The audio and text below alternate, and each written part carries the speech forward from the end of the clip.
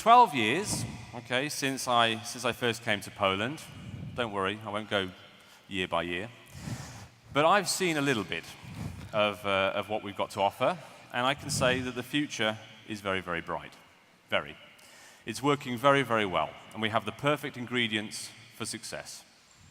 But there is one observation that I have seen many, many times in various businesses, not only innovation, not only startups, but general business, real estate, banking, accounting, anything, you name it, we have a problem, and that is sharing. So the title of my presentation is Time to Share. Now, a little bit from me, of course, my personality. Yes, I'm an outsider, I'm an Englishman, okay, sorry about that. But I've been fortunate enough to spend my time with enough very, very knowledgeable people, much more knowledgeable than myself, that have given me their expertise. And some of them today are in the next 9 slides that you'll see. Now, we had a beer, not this morning, we had a beer late last night, okay, and we were kind of deciding how we were going to play this, whether we were going to stand up and do a bit of a PowerPoint, share with you our knowledge. And then we thought, well, we'll have a bit of a chat, and we'll sit on the sofa, we'll have a coffee. And then we thought about singing, dancing, all of these kind of things. So we're going to do a hybrid of all of these things. So there'll be a bit of singing, dancing, and complaining, and a bit of presentations as well. So any time at all, of course, if there's something wrong, if I make a mistake, if you know better, of course, chip in. If you want to dance, that's fine, no problem at all. If you want to dance, that's okay. All right, so time to share. There's a quote, "Knowledge is the only positive thing that grows when you share it." Now, somebody said that sometime or other, a very clever guy, and I had to put in there positive, because somebody told me this morning that actually it's not the only thing that grows when you share it, also there is bacteria and viruses. Some clever guy this morning also said happiness. So, I had to kind of, cut it short, but we know what we mean, okay? We have to share knowledge, okay? Everyone benefits from knowledge. Our knowledge grows, their knowledge grows, okay? And we work together as a team. So, the picture here, the title, of course, is silo. Some of us may know it. It's a business term, okay? I haven't heard it mentioned too many times in this country, but during my travels, I've heard more and more people talking about this silo effect. So what is a silo?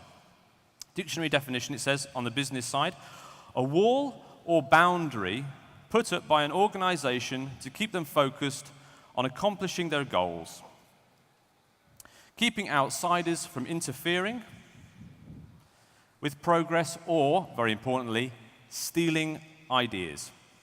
So silos are built for a reason.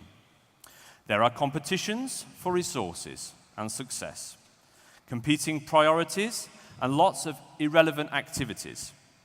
Distractions are always there to make us stop from achieving our goals. Okay, so silos are good, okay? But the world, of course, has changed. And in some places, okay, we have, non-disclosure agreements, of course. We have to keep things secret. That's absolutely positive. Contracts, contractual obligations, clients, of course, client data, I understand. But what does it mean for breaking these silos down? What does it mean for us? What does it mean for innovation, okay? And what does it mean for business? Part of the reason for breaking down the silo is around reducing the duplication of effort, okay?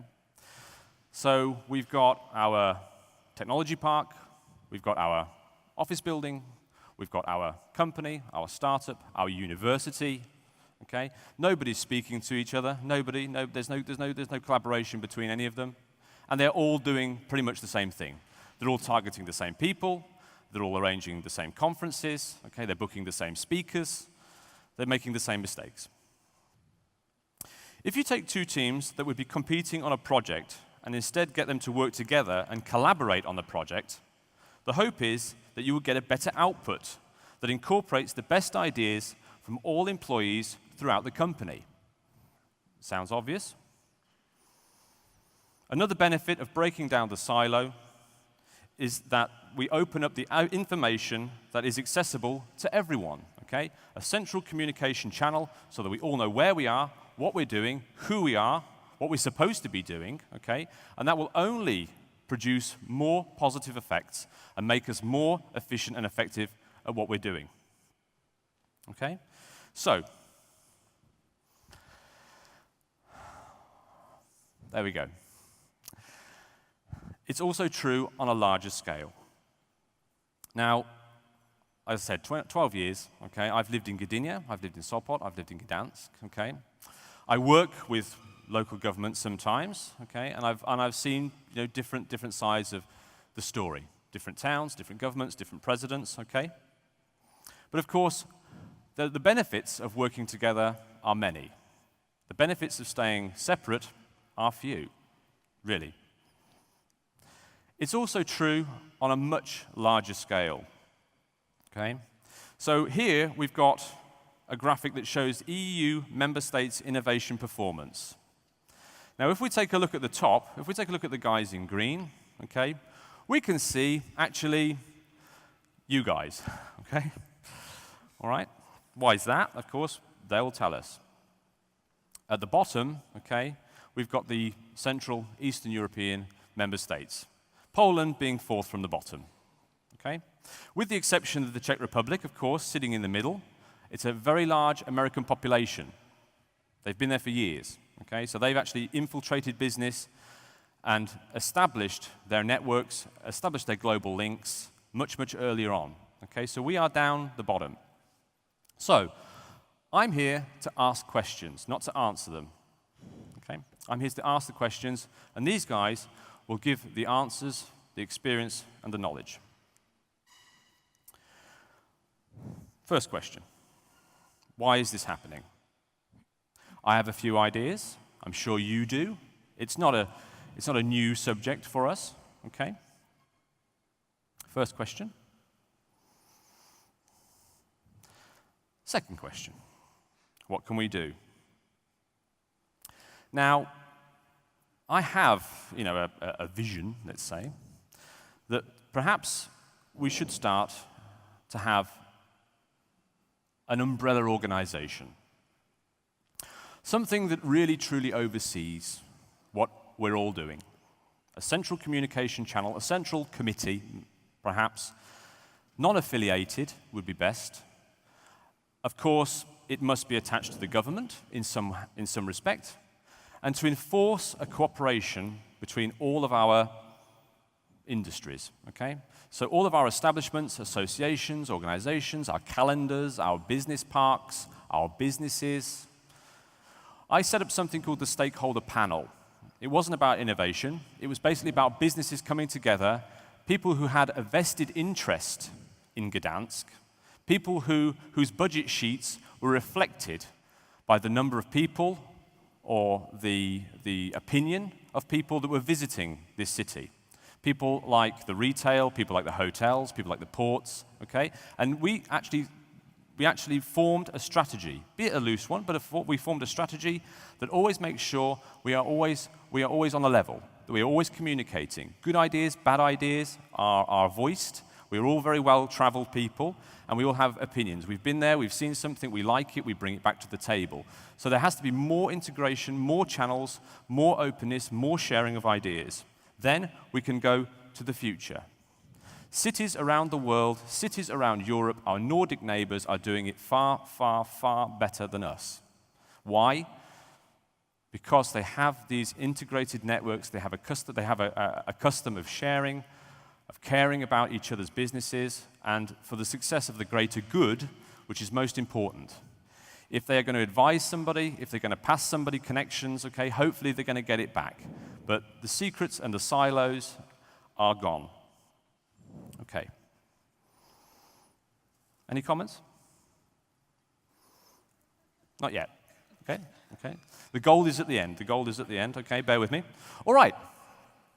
So, I was in Krakow last week, and I met with a very, very interesting lady. Her name is Sharon Vosmek. She's the one on the left, okay?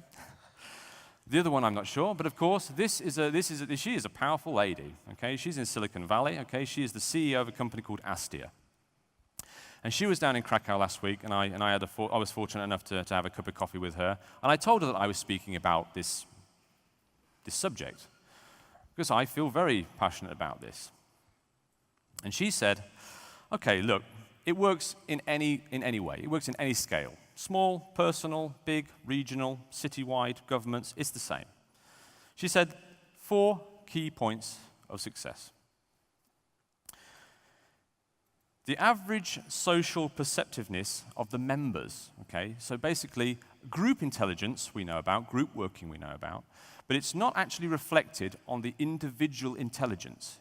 A group can actually function outside of the individual IQ level, which is weird. I don't get that. But it's true. She's done this project with CEOs. She's done this project with the cleaners. You know, she's done the project from administration, from trainees, internships, all the way up to the most powerful guys in the room. Okay, it's proven time and time again. We have to work in a team if we're going to get ideas which are better than our own. We have to stop possessing our ideas, okay, and share them. The evenness of conversation, in dialogue and in participation, okay? Do we all feel valued? Do we all feel part of a team? Very important. Constant feedback. I've worked in many companies where they put such an onus on business. They put such an onus on money, okay, on balance sheets, on profitability, but they absolutely do not review anything on a human level with their staff, okay? So, of course, always when you're working with your groups, and I'm sure that a lot of you guys in the room today, then you know these things. This is obvious, okay? But we have our micro units. We have our companies. But today, I can see, I don't know how many thousand people are here. They're talking. They're exchanging ideas.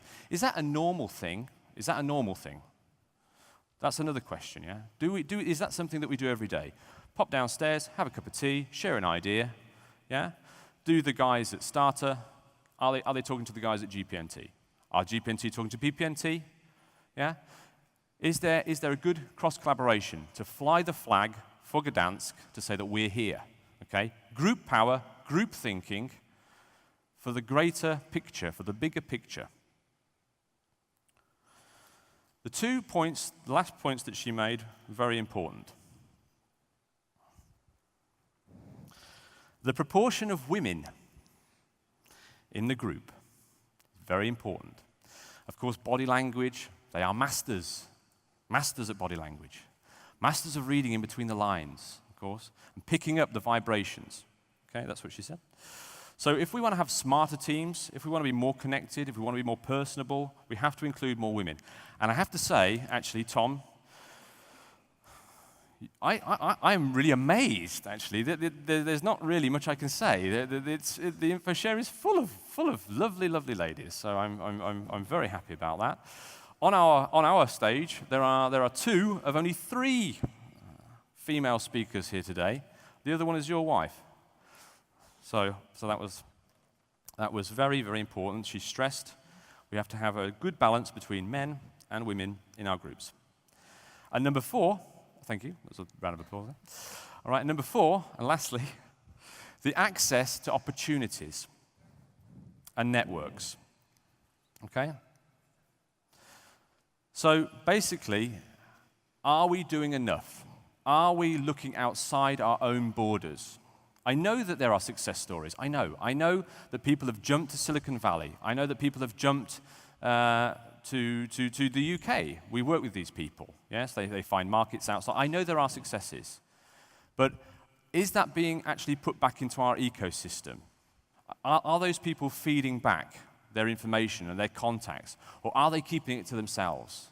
Yeah? We have to look outside, and we have to share, we have to care about each other, because innovation, startups, and especially money, this is what we all want, of course, money and investment and knowledge, very deep stuff, very deep. It's like a marriage with your investment, okay? These companies are your babies, of course, so we have to really care. But of course, the community. I've been on enough open coffee mornings in Starbucks to hear, the problems or the opinions or the nitpicking, yes? So now is the time that we have to jump out of our bath, I guess, and join the wider community. So that's it from me.